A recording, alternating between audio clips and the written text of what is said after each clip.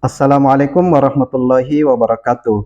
Perkenalkan, nama saya Muhammad Akil, dosen program studi pendidikan vokasional mekatronika Fakultas Teknik Universitas Negeri Makassar. Pada kesempatan kali ini saya akan menjelaskan penilaian deskripsi diri dengan unjuk kerja Tridharma Perguruan Tinggi dalam bidang pengajaran. Mata kuliah yang akan kami bawakan adalah mata kuliah mikrokontroler dan interface.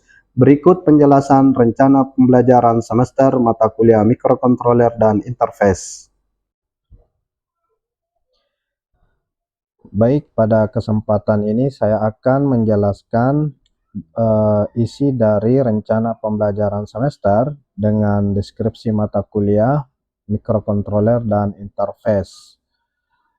Nama mata kuliah ini adalah mikrokontroler dan interface dengan kode mata kuliah 21B05C501, di mana bobot SKS-nya itu adalah sebanyak 3 SKS.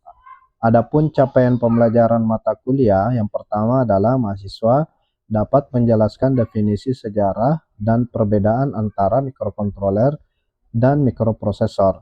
Yang kedua adalah mahasiswa dapat menjelaskan hardware dan software pada mikrokontroler AVR dan mikrokontroler Arduino.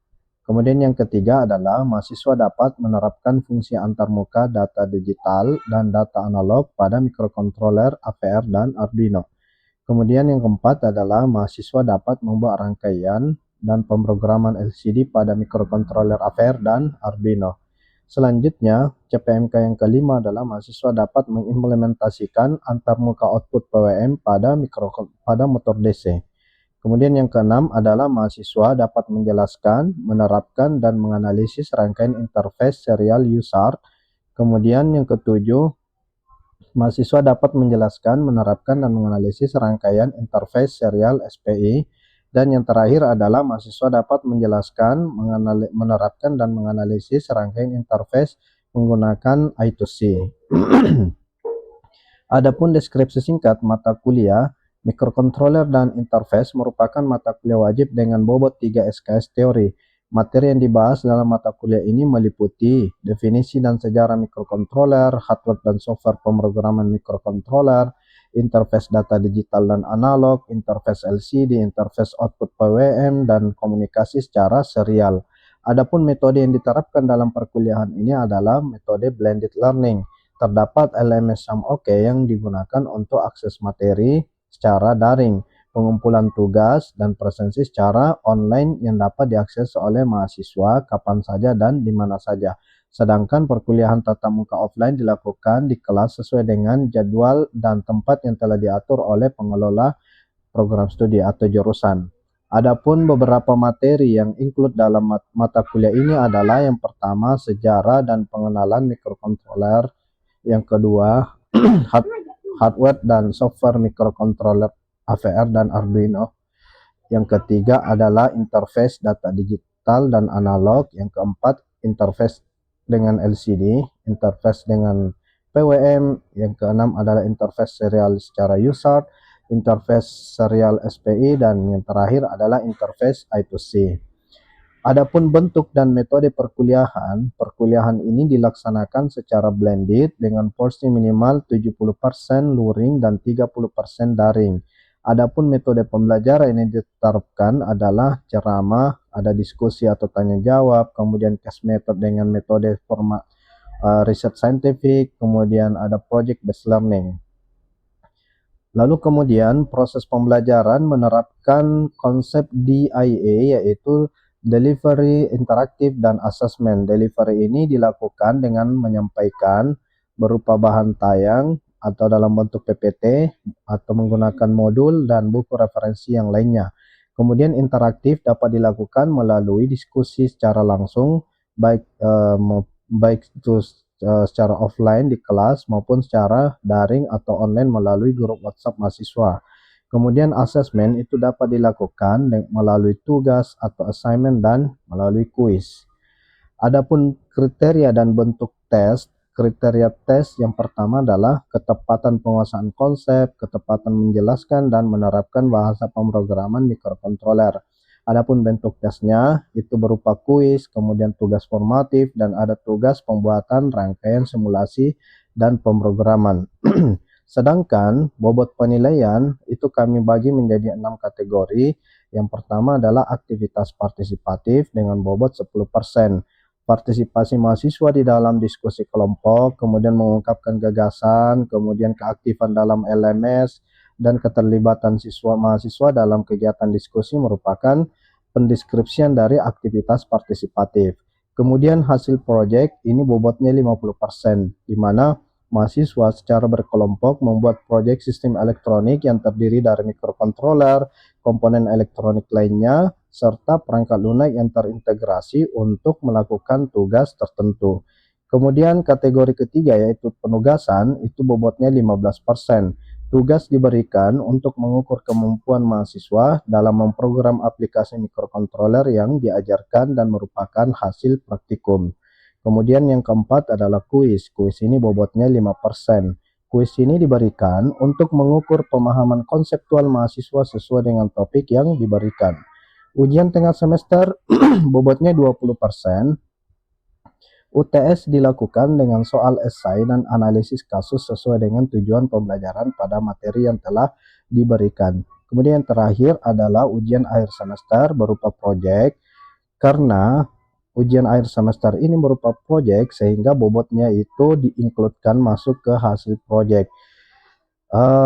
Proyek ini tentunya merupakan hasil kerja secara berkelompok mengenai aplikasi mikrokontroler berdasarkan instruksi yang telah diberikan oleh dosennya.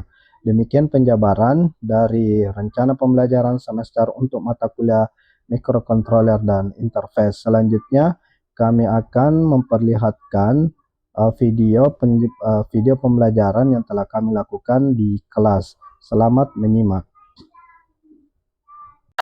Bismillahirrahmanirrahim. Assalamualaikum warahmatullahi wabarakatuh.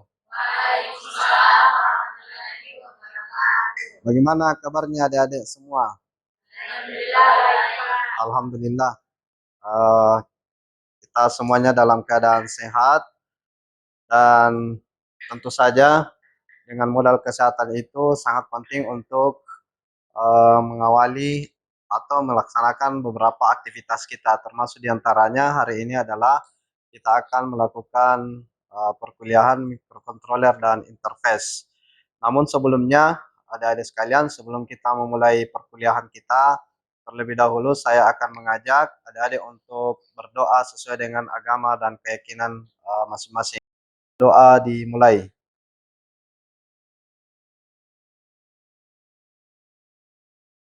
Doa selesai. Baik, adik-adik sekalian, sebagaimana biasanya mata kuliah mikrokontroler dan interface ini kita telah sampai pada pertemuan kelima. Dan materi kita untuk hari ini itu adalah terkait dengan interface, data digital, dan analog. Saya akan memaparkan tujuan pembelajaran yang akan kita bahas hari ini, yaitu yang pertama, mahasiswa mampu menjelaskan pengertian data digital dan analog yang berkaitan dengan mikrokontroler. Kemudian yang kedua, mahasiswa dapat menentukan data digital dan data analog sebagai inputan atau sebagai output ya pada mikrokontroler. Kemudian yang ketiga adalah mahasiswa dapat mengimplementasikan fungsi interface atau antarmuka beberapa perangkat input digital atau analog dengan mikrokontroler. Kemudian yang terakhir, tujuan pembelajaran kita adalah mahasiswa dapat membuat rangkaian dan pemrograman data digital dan analog menggunakan mikrokontroler. Nah, sebelum kita masuk ke materi hari ini, tentu saja saya akan mereview kembali materi kita pekan-pekan sebelumnya ya. Yang pertama itu ada bahasa pemrograman yang digunakan pada mikrokontroler. Ada mungkin yang bisa memberikan penjelasan terkait dengan jenis bahasa pemrograman apa yang sering kita gunakan untuk memprogram mikrokontroler. Ya, silahkan, Keisha.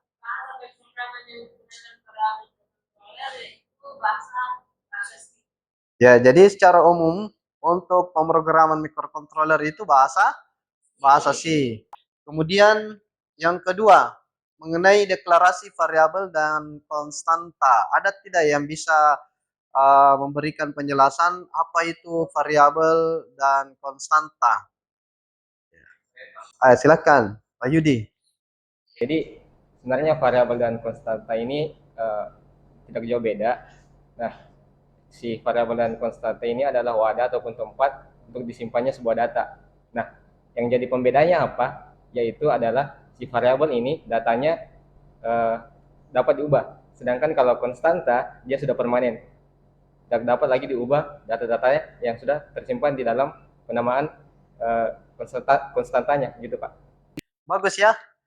Jadi secara umum untuk variabel itu nilai datanya itu bisa berubah-ubah ya. Ya, kalau konstanta itu tetap dia sifatnya permanen. Baik, sekarang kita masuk ke materi kita hari ini yaitu interface data digital dan analog. Yang pertama dulu, kita harus pahami apa itu data digital.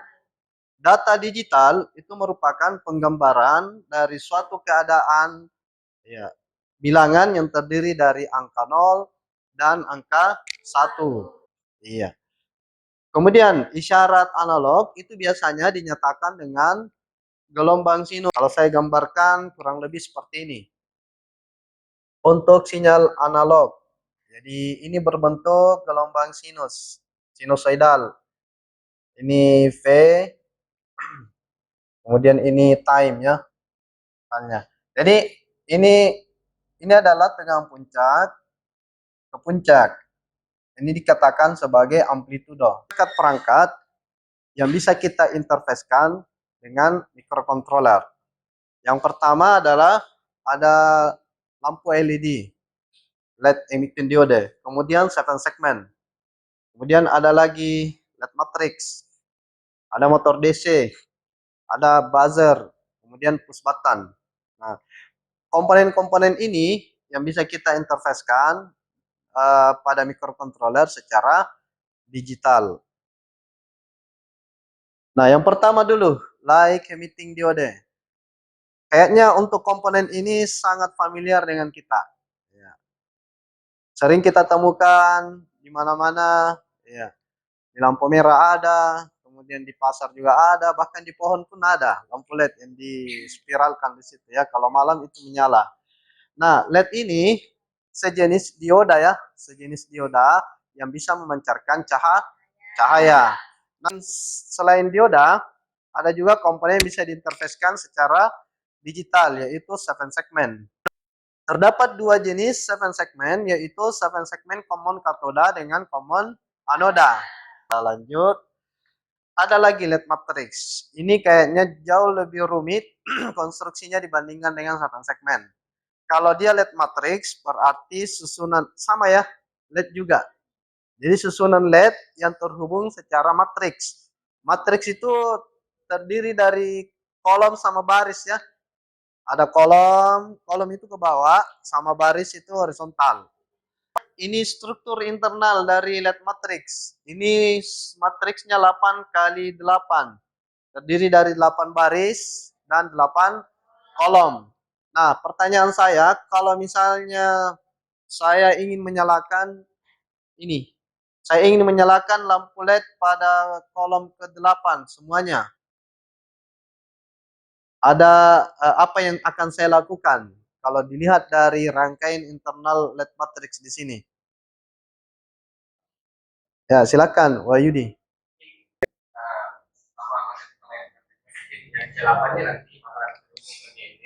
Kemudian yang R1 sampai 8 itu yang bakalan dikasih logika high. R1 sampai R8 kita berikan logika high. Kemudian yang C8 oke, betul ya.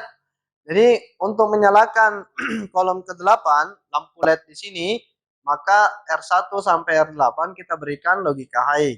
Kemudian C8-nya ini kita berikan logika low. Kenapa? Karena di sini terhubung dengan katoda. Nah, baik kita lanjutkan ke motor DC. Motor DC ini sering juga kita pakai ya. Ya. Kalau motor DC itu struktur internalnya dia terdiri dari 3 bagian. Ya, kalau secara umum definisi dari motor DC dia mengubah tegangan listrik, arus listrik menjadi energi gerak ya. Ya, dengan menggunakan baterai ya, yang punya tegangan arus yang besar, maka kita bisa memutar motor DC tersebut. Nah, sebetulnya secara internal motor DC ini terdiri dari 3 bagian utama, yaitu stator sama rotor dengan air gap atau gap udara di dalamnya ya. Selanjutnya adalah buzzer. Nah, buzzer. Untuk buzzer ini dia bisa mengubah tegangan listrik menjadi bunyi ya. Ya. Tergantung buzzernya itu bekerja berapa volt tegangannya. Apakah itu dia 5 volt atau ada juga buzzer yang tegangan kerjanya itu 12 volt. Kemudian yang terakhir adalah komponen push button. Nah, ini yang paling sering juga. Push button itu pasti fungsinya untuk mengalirkan atau memutus arus listrik. Microcontroller jenis AVR ATmega 16 itu terdiri dari 40 pin ya. 40 pin, tapi hanya 32 pin saja yang bisa kita gunakan untuk interface. Ya, perangkat dari luar. Apakah itu tombol tadi, push button, ataukah kita hubungkan dengan buzzer, kita hubungkan dengan 7 segmen, dan seterusnya. Nah, dari 32 pin input output ini, itu pun terbagi menjadi 4 port. 4 port, yaitu Port A ini pada pin 33 sampai 40. Ini bisa kita hubungkan secara analog atau digital. Ya. Untuk port A ini bisa kita hubungkan secara input analog dengan menggunakan rangkaian ADC internal, analog to digital converter. Kemudian Arduino. Nah, ini pin Arduino dalam bentuk kemasan, tinggal kita pasang kabel USB, kemudian kita langsung program. Jadi berbeda dengan microcontroller AVR. Kalau untuk microcontroller AVR, ketika kita ingin memprogramnya, kita harus butuh satu namanya USB downloader. Kemudian kita harus buat sistem minimumnya terlebih dahulu. Ya, kan ribet ya. Kalau untuk microcontroller AVR. Tapi kalau untuk Arduino Uno, tinggal kita pasangkan soket USB-nya, hubungkan ke laptop, ya, install library-nya, buka Arduino IDE-nya, selesai. Kita siap untuk menggunakan Arduino ini.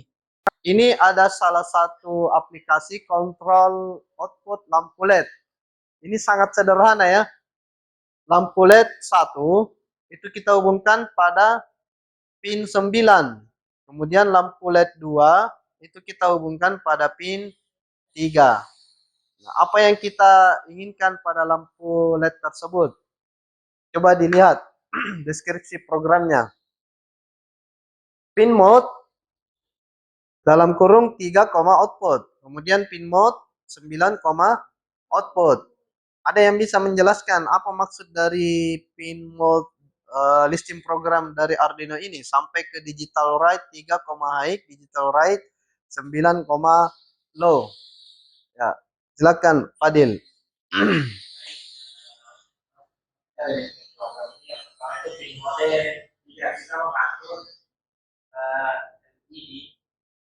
Baik, bukan dari video Arduino sebagai output. Sebagai output ya. Terus yang kedua itu mode dan kita mengatur LED sebagai output dan pin 9 sebagai output dari LED. Kita lanjut yang di atasnya lagi, level di atasnya yaitu 7 segmen. Nah, pertanyaan saya dulu, 7 segmen jenis apa ini? Common katoda atau common anoda? Perhatikan rangkaiannya. Common katoda. Ya. Nah, pertama kita definisikan dulu variabel A, variabel B, variabel C, variabel D, E, F dengan G. Nah, A kita hubungkan dengan pin 7, B kita hubungkan dengan pin 6. Oh, ini konstanta ya. Konstanta C kita hubungkan dengan pin 5, delta kita hubungkan pin 4, dan seterusnya. Sekarang setelah kita definisikan konstantanya, kemudian kita tentukan apakah pin yang kita deklarasikan sebelumnya ini sebagai input atau output.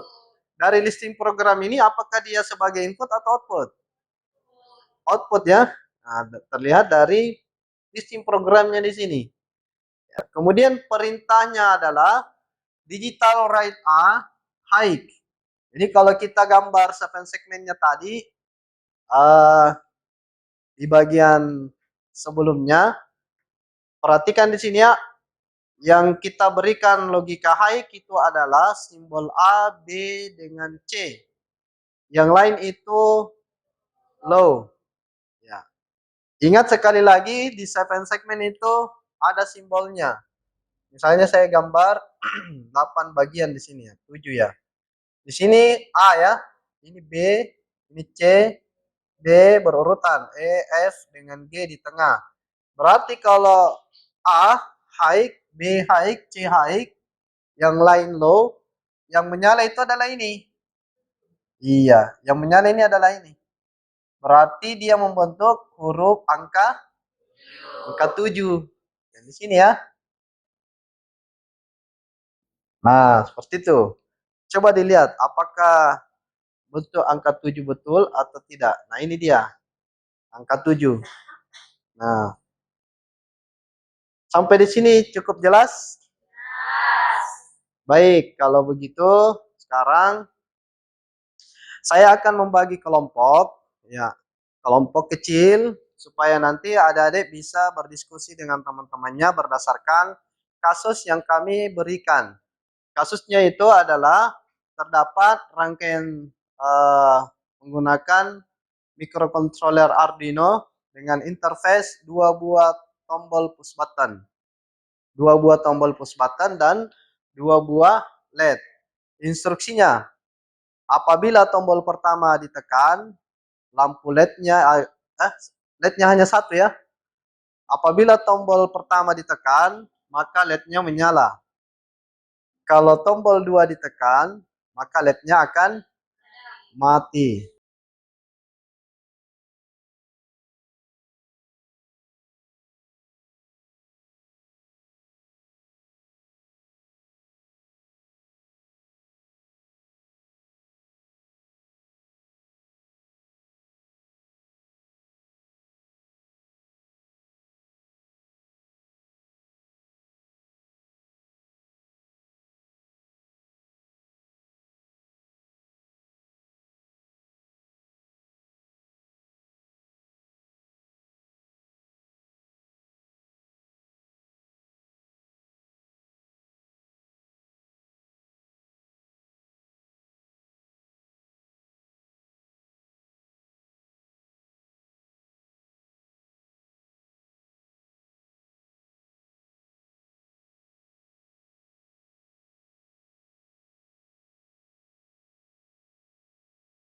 Baik, bagaimana adik-adik semua? Apakah diskusi kelompoknya sudah selesai? Bagaimana hasilnya? Sudah betul semua? Ya, sesuai dengan instruksi ya. Baik, kalau begitu saya akan memberikan kesempatan kepada salah satu kelompok untuk mempresentasikan hasil diskusi kelompoknya berdasarkan contoh kasus yang telah kami berikan. Pada kesempatan kali ini saya akan tunjuk perwakilan kelompok satu saja ya. Kelompok satu untuk mempresentasikan hasil diskusi kelompoknya. Silahkan. Baik, Assalamualaikum warahmatullahi wabarakatuh. Waalaikumsalam warahmatullahi wabarakatuh. Terima kasih atas kesempatan yang telah diberikan kepada kelompok kami untuk mempresentasikan hasil diskusi yang telah kami buat dan hasil diskusi kami akan dipresentasikan oleh Nur Fadila Mansur. Dengan ini saya persilahkan. Baik, di sini ada listing program untuk menyalakan sebuah LED. Jadi program pertama itu kita mendefinisikan terlebih dahulu LED dihubungkan ke pin 3 di Arduino. Kemudian ada SW1 dan SW2 itu adalah push button. Nah, dihubungkan ke pin 2 dan pin 4 di Arduino. Kemudian masuk ke flight setup. Nah, ini ada pin mode 3 sebagai output. Nah, kita menginisialisasikan bahwa pin 3 itu sebagai output atau LED sebagai output. Kemudian ada pin mode 2 itu sebagai input pull up dan pin 4 sebagai input. Nah, ini adalah simulasi yang kita buat dari aplikasi Proteus. Kemudian pada saat push button kedua ditekan, maka LED-nya akan menyala. Mematikannya? Untuk mematikannya itu kita tekan push button yang pertama. Itu. Baik, kita berikan aplaus dulu. Baik, adik-adik sekalian, setelah kita mempelajari materi terkait dengan interface data digital dan analog, saatnya sekarang saya akan merangkum materi yang telah kita pelajari tadi. Yang pertama adalah bahwa data digital itu adalah data yang hanya memproses dua keadaan atau kondisi, yaitu low, high atau ada dengan nol atau low ya, tidak ada. Kemudian beberapa jenis komponen yang bisa kita interfacekan secara digital, baik itu sebagai input ataupun output dengan microcontroller adalah lampu LED, matriks, kemudian 8 segmen, buzzer, motor DC dengan push button. Sekarang saatnya kita akan bermain kuis. Nah, kita mau lihat siapa kira-kira dari peserta yang ada di sini itu yang cukup memahami materi kita. Ya, dari awal sampai akhir. Nah, tentu saja silakan kita bergabung melalui kuis yang telah saya buat.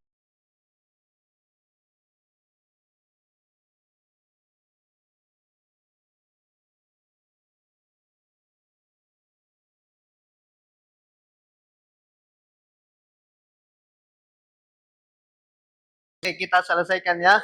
Are you want to end? Nah, ternyata Fadil yang juara satu. Juara satu Fadil Tampan, juara dua Eko, dan juara tiga adalah Naim.